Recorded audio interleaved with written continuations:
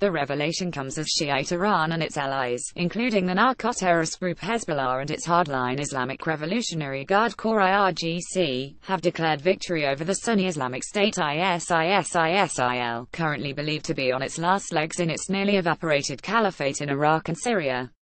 In March, the United States, Russia, and Israel reportedly reached a consensus on the threat posed by pro-Iranian forces in Syria, agreeing that pro-Iranian forces would need their movements in Syria restricted, eventually leading to their expulsion from the war-torn country, reported Breitbart Jerusalem. Last week, the Jerusalem Post reiterated that the United States and Russia had agreed to expel Iranian-linked forces from the Israeli-Syrian region, adding that Kremlin President Vladimir Putin and Trump are committed to a much-needed political solution to the Syrian conflict. However, Haaretz noted that Russia's state-run RIA Novosti news agency cited Lavrov as indicating that Moscow does not intend to push its pro-Iranian allies out of Syria. Interfax further quoted Lavrov as saying Iran's military presence in Syria is legitimate.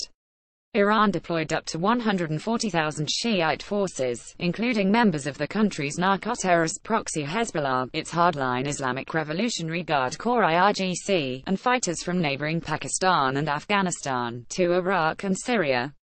During a meeting in Russia's Black Sea resort city of Sochi on Tuesday, Russian President Vladimir Putin congratulated Syrian dictator Bashar al-Assad for his alleged fight against terrorism, noting that victory is imminent.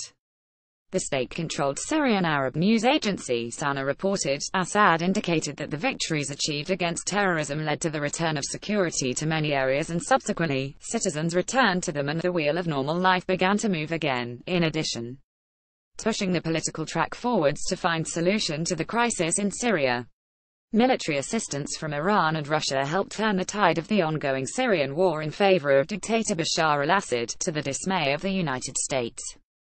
In Sochi, Assad thanked the Russian armed forces for saving our country, as the dictator and Putin claimed the Kremlin's intervention was nearing its end, reported Financial Times FT. The Russian president has been talking about withdrawing Russian forces from Syria since early 2016. US-led coalition forces and, to a lesser extent, troops loyal to the Iran and Russian-backed Assad regime have defeated the Islamic State in much of its former territory in Iraq and Syria. On Tuesday, Putin stressed his intentions to continue to coordinate military operations with Syria, suggesting Russia intends to support keeping the pro-Kremlin Assad on the helm of Syria's leadership. SANA noted that Assad underlined the importance of this meeting to coordinate on the highest levels between the two sides on different issues which the two countries are interested in, including the continuation of combating terrorism, the exerted efforts with regard to the political track, the National Dialogue Congress and the next tripartite summit in Sochi. As the Syrian war appears to be winding down, the US-led coalition is beginning to discuss the prospect of peace and the overall future of the war-devastated nation, mainly whether or not Assad should remain in power. The United States has long opposed the Assad regime, but Russia and Iran continue to support the dictator.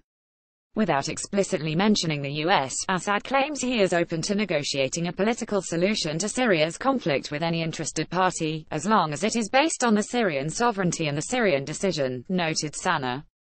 This month, BBC learned from anonymous Western officials that state sponsor of terrorism Iran is establishing a permanent military presence inside Syria.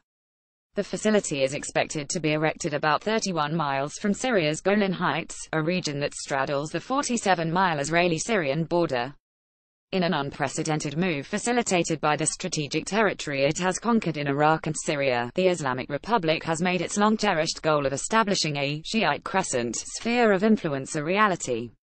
The Shiite Crescent refers to a single land route that connects territory held by Iranian allies, Hezbollah in Lebanon, the Assad regime in Syria, and the Iranian-controlled government of Iraq.